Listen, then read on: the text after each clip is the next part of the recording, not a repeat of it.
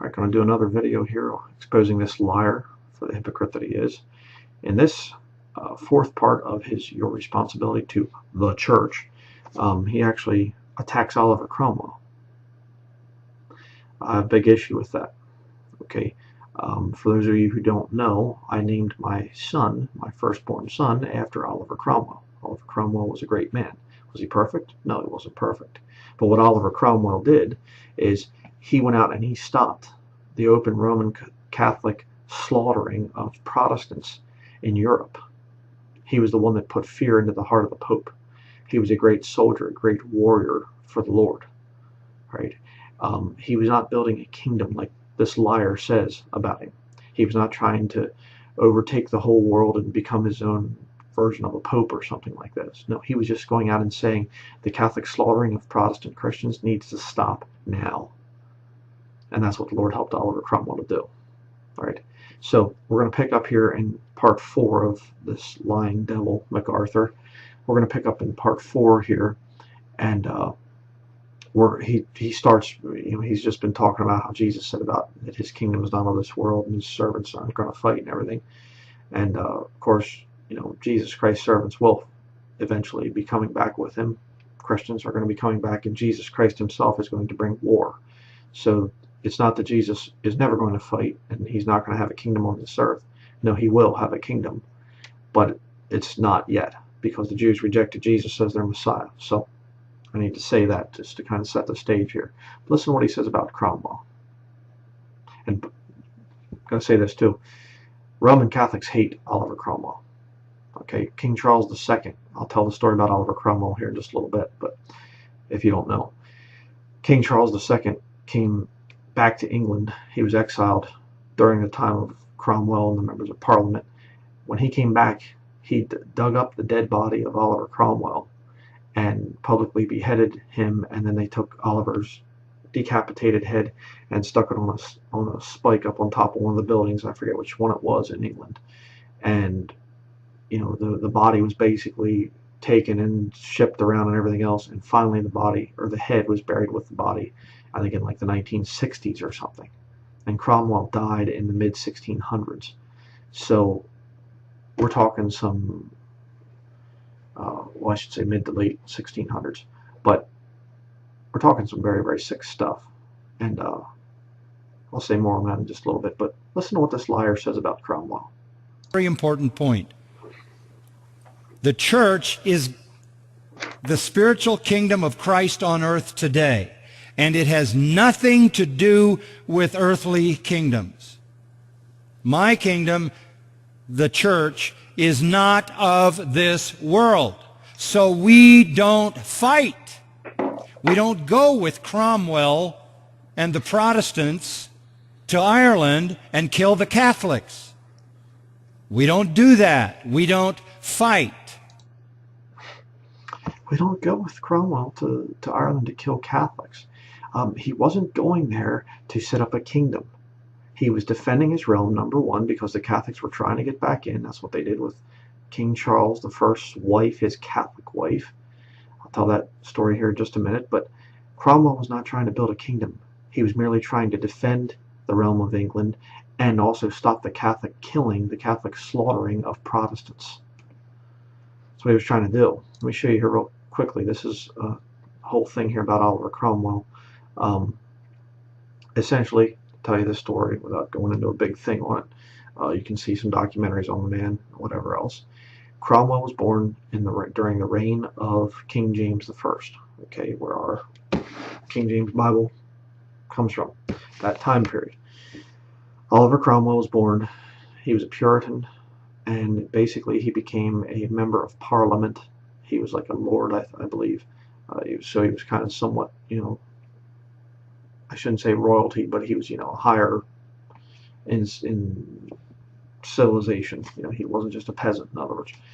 And he was a member of Parliament. And essentially, King James I had passed a decree whereby no future king or queen could be a Roman Catholic. So what does his son, King Charles I, do? He goes and he marries the Roman Catholic Princess of France. And so now she basically controlled the marriage, as most Catholic marriages go. And she starts to bring Roman Catholic stuff back in. There's problems there between the members of Parliament and the king, the royalists that supported the king. And the king, they went to war. They had the English Civil War. The king basically starts to look for help from the Irish Roman Catholic armies. And when it was found out, he was convicted of high treason and he was beheaded by the members of Parliament. And then Oliver Cromwell was set up as Lord Protector. He refused the title of king. He said, Christ, not man, is king. And he took up the title Lord Protector, and they waged war upon Roman Catholic army strongholds and pushed them out of countries where they were killing Christians. And they just went to Ireland. They pushed the Catholics out. They went up, I think, to the Netherlands and Denmark, and they were like just shoving the Catholics out. The French Huguenots that were over there in France, they were Christians, and these Catholic armies were just torturing and murdering them, raping the women and everything. They've done that for a long time. And Cromwell basically sent letters to the King of France and said, stop it now, or I'm coming on, I'm going to come and invade France. Stop killing Christians. And, he didn't invade France. Why? Because the king said, okay, yeah, back off on the Huguenots. Okay, don't persecute them. I mean, he was a great man. Cromwell never lost a battle. He was one of only 3 men that have held that distinction. Joshua, David, Oliver Cromwell. Okay, he was a great man. That's why I named my son after him. I want my son to aspire to such levels of greatness. But the whole point is, here's another one of the massacres, just a thing that happened back in 1572, the massacre of St. Bartholomew's Day. This is Encyclopedia Britannica. So, I mean, thousands and thousands of Protestants were being slaughtered by the Roman Catholic armies. Cromwell put an end to that. And Cromwell also, one of the other big things he believed in and taught was liberty of conscience. Okay, as long as you're not going to kill other people and do whatever, you can worship God however you want. He did not outlaw Roman Catholicism, even in England, after he was in power. It just, they were supposed to do their thing in private. Right? A lot of the Constitution, Roger Williams, he also held to liberty of conscience. A lot of the freedom of religion and things here in America came from Cromwell and Roger Williams. A lot of these guys, they had that belief, right? We don't want Roman Catholicism coming in as the only system and whatever else, but if you want to be a Roman Catholic and peacefully worship, fine. And I still hold to that today. I'm not going to forcibly come up to a Catholic and say, you will become a Bible believer, King James Bible believer, I'll kill you. Of course not. Of course not. I'm not going to force my beliefs on a Roman Catholic at the point of death. Okay, I'll witness to them, all right, and I'm going to offend them and whatever else. But I love Roman Catholic people, all right. I don't hate Roman Catholics. But if I would find out that they start killing people in the area, I'm going to take up arms and I'm going to go and I'm going to stop that murdering. That's all Cromwell did. So for John MacArthur to lie about him and say he was going out to build a kingdom, he's a liar. It's just disgusting to me. But here's the interesting thing. We don't fight. The church doesn't fight. But listen to what he says at the 11 minutes and 20 seconds, right around there. Let's listen to this. Okay? Same sermon. Before he talks about Cromwell, we don't go with Cromwell. We don't fight. The church doesn't fight. Listen to what he says. Death cannot stop the church. Doesn't stop the church. The church alive on earth is the church militant. The church alive in heaven is the church triumphant. What? The church on earth is the church militant? Do a Google search for the church militant. Church militant. Church militant serving Catholics. It's a Catholic term. There's nowhere in your King James Bible where the church is called the church militant. Nowhere.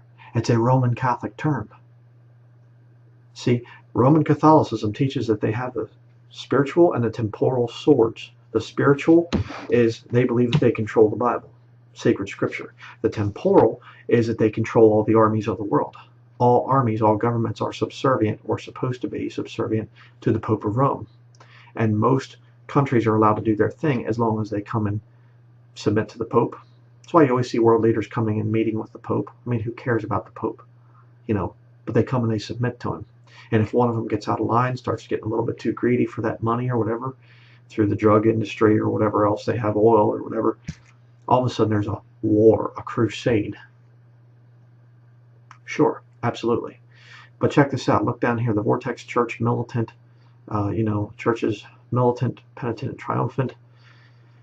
Top stories. Jesuit pushes false link between President Trump advisor and church militant. I didn't write that. Okay, everybody's, oh, you think the Jesuits are behind? Right there. What do you do with that?